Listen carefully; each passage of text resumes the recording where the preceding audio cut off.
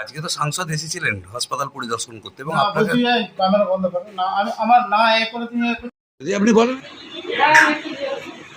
তুমি যাবে বলুন ও তুমি তো বিরাট চিনে গেছো গো হ্যাঁ অভিষেক ও বাবা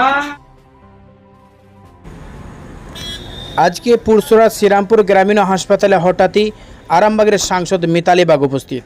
খোঁজ নেন ডাক্তারদের কেমন চিকিৎসা চলছে, খোঁজ নেন পরিবারদের, রোগীদের পরিবারদের সঙ্গে কথা বলেন, রোগীদের সঙ্গে কথা বলেন কেমন চিকিৎসা চলছে, কেমন পরিষেবা দিচ্ছে এই হাসপাতাল। বিএমএইচ ওর অফিসে গেলে তাকে না পেয়ে রেগে গেলেন আরামবাগের সাংসদ। বললেন শুধু চেয়ার তো পরিষেবা দেবে না, দেবে চেয়ারে বসে থাকা সেই মানুষটি, সে নাই। তো এই বিষয়ে কি বলছেন সাংবাদিকদের মুখোমুখি হয়ে। এরপর যখন বিএমএইচকে সাংবাদিকরা জিজ্ঞাসা করে তখন সাংবাদিকদের কোনো কথা না বলে ফোন কেড়ে নেওয়ার চেষ্টা করেন বিএমএইচ। দেখুন শেষ পর্যন্ত। হয়তো বাগিয়েছে, পরিষ্কার পরিচ্ছন্ন করেছে। ওনার খালি চেয়ারটা দেখে আমার লাভ কি হবে? চেয়ার কি পরিষেবা দেবেন না উনি পরিষেবা দেবেন? কোনটা? যারা এনেছেন আমাকে আনলেন এখান থেকে তাদেরকেই বলে যাবো যে চেয়ার বলে ধরে নেবো বিএমওই স্যারকে, তাহলে তারপর ওনাদের টাইমে আসতে বলুন। আমি আবারও বলছি, আমরা জনপ্রতিনিধি বলুন, ডাক্তার বলুন, যাই বলুন না, আমরা মানুষের পরিষেবা দিতে এসেছি। উনি যদি না থাকেন তো উনি তো এখানকার কর্তা। কর্তা যদি না থাকে তাহলে তো সংসারটা চলবে কী করে? তাহলে ওনাদের মতো করে চলবে। ডাক্তারবাবুর কিন্তু যথেষ্টই ভালো, তাহলে তাদের নিজের মতো করে পরিষেবা দিচ্ছে। ব্লক প্রাথমিক স্বাস্থ্য কেন্দ্র থেকে রুরাল হাসপাতালে পরিণত হয়েছে। 30 সিটের আসন এখন বর্তমানে, কিন্তু এলাকার মানুষের দীর্ঘদিনের দাবি যে এখানে সিজার যদি চালু করা যায়। আপনি সাংসদ, আপনি পারেন, এরকম একটা মানুষের ধারণা। কি বলবেন এই পুরসরা ব্লক প্রাথমিক স্বাস্থ্য? ওই জন্যই আমি এসেছি। এখানকার মানুষের সুবিধা অসুবিধার কথা একেবারে অন্যের চোখ দিয়ে না দেখে, অন্যের কান দিয়ে না শুনে একেবারে নিচে এসেছি। আমি পেশেন্ট পার্টির সাথে কথা বলেছি বা কী কী ইনফ্রাস্ট্রাকচার আছে বা কোনটা হলে ভালো হয়। ডাক্তারবাবু অনেকটাই ভালো বলেছেন যে এই বিল্ডিংয়ের কয়েকটা বিল্ডিং একটু সমস্যাতে জল চুয়ে পড়ছে।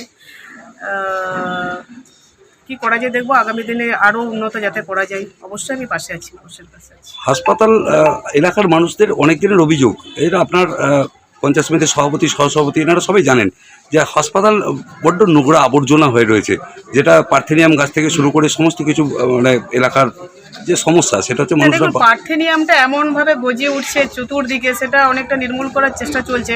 আবার ওটা দেখবেন যে আমরা যতই নির্মূল করার চেষ্টা করছি না কেন, ওটা কিন্তু সম্পূর্ণভাবে করা যায় না। তার সত্ত্বেও কিন্তু বিভিন্ন জায়গায় টিম কিন্তু কাজ করছে, আমরা এটা দেখতে পাচ্ছি। যতটা পরিষ্কার পরিচ্ছন্ন রাখা যায়।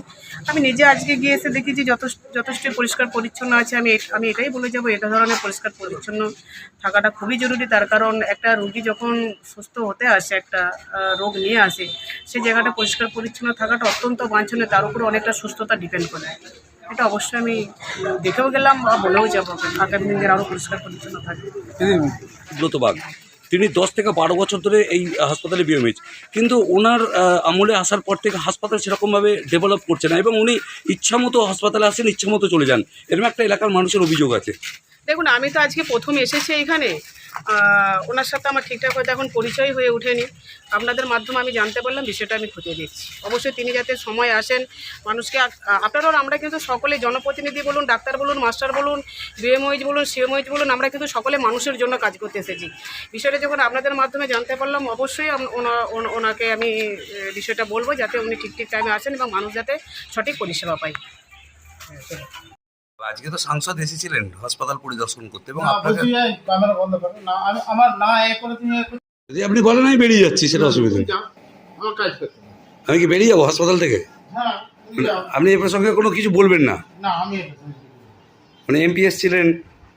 না আমি যাবো না, আমার তুমি